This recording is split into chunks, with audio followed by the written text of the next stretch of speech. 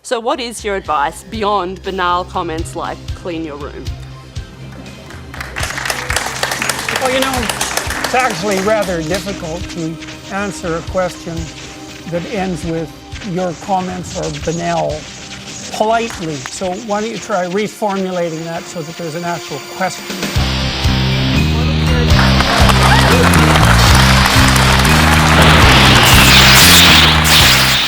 You cited freedom of speech in that. Why should your right to freedom of speech trump a trans person's right not to be offended?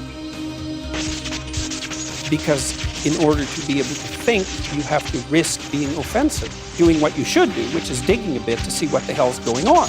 And that is what you should do. But you're exercising your freedom of speech to certainly risk offending me. And that's fine. I think more power to you as far as I'm concerned.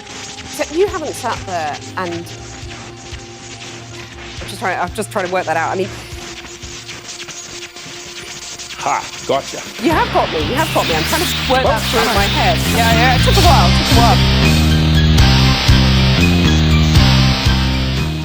How much responsibility do you feel that you have, particularly guys, the alt-right, who, as you say, some of them have enjoyed your work and say, No, I'm not one of you guys. I'm not with you guys. They haven't enjoyed my work. I've definitely read bits on the internet. Read more.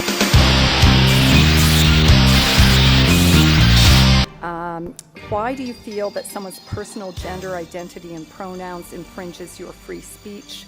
Can one not also argue, based on your interpretation, that professors can use racial slurs in their classroom and that the inability to do so would violate their freedom of speech? There's a difference between saying that there's something you can't say and saying that there are things that you have to say. And I regard these made-up pronouns, all of them, as the neologism of radical PC authoritarians. Do you understand that?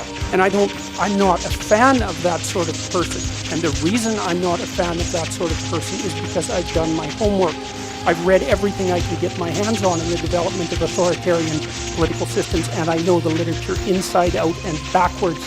And I am not going to be a mouthpiece for language that I detest. And that's that.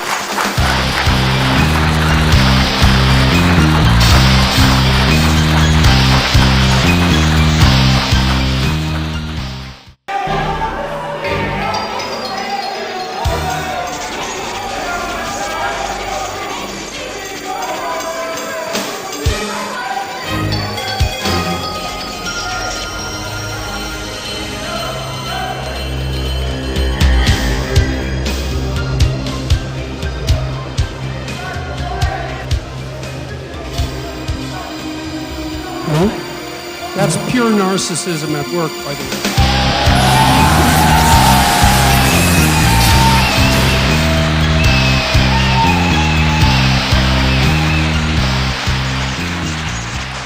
Women are often bullied by angry women. What I meant was more,